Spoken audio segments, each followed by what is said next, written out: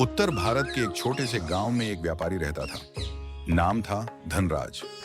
गांव में लोग मेहनत मजदूरी करके जीवन बिताते, लेकिन धनराज कपड़े, अनाज और मसालों का व्यापार करता था। उसकी दुकान बड़ी और रंगीन थी। गांव वाले उसे सामान उधार लेते और धीरे धीरे चुका देते। धनराज देखने में सभ्य लगता था, लेकिन दिल से बहुत लालची था। उसकी एक ही आदत थी, हर सौदे में लोगों से ज्यादा पैसा ऐंठना। एक दिन किसान रामलाल दुकान पर आया। धनराज जी, बरसात के बाद खेत में बीज डालने हैं। 10 किलो गेहूं का बीज चाहिए। अरे रामलाल भैया, अभी तो बीज की बहुत कमी है। मैं तो तुम्हें खास रेट पर दूंगा, बस 40 रुपए किलो। रामलाल हैरान हो गया। लेकिन पिछले हफ्ते तो 20 रुपए किलो था।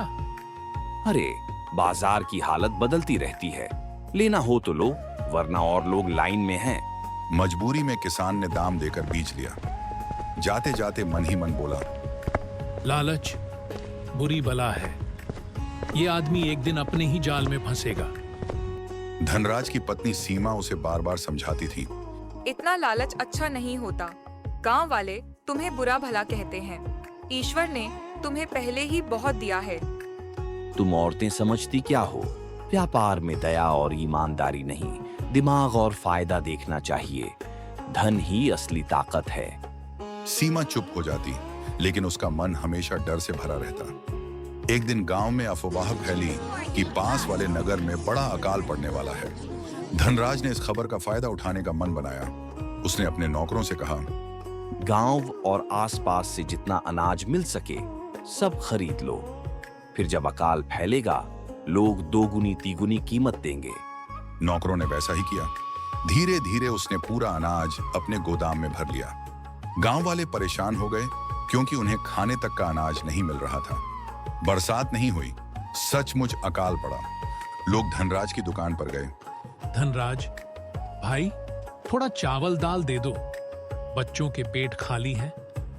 दाम दुगुना होगा, नहीं तो अनाज मत लो। बेबस लोग रोते रोते अनाज खरीदते और कर्ज में डूबते गए। गांव का मुखिया हरिनारायण भी यह सब देखता रहा।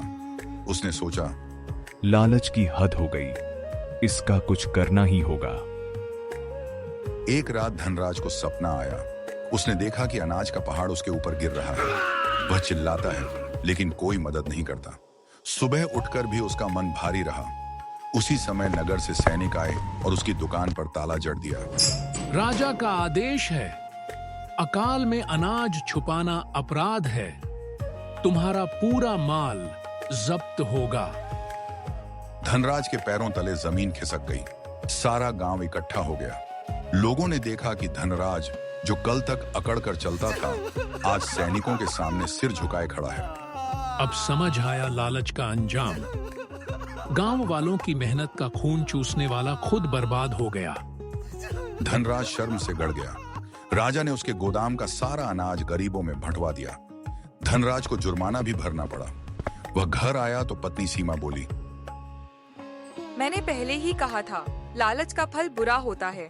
धन से बढ़कर ईमानदारी और भलाई होती है। धनराज की आंखों से आंसू निकल पड़े। उसने हाथ जोड़कर कहा, तुम सही कहती थीं। मैं अब जीवन भर सच्चाई और सेवा का मार्ग अपनाऊंगा।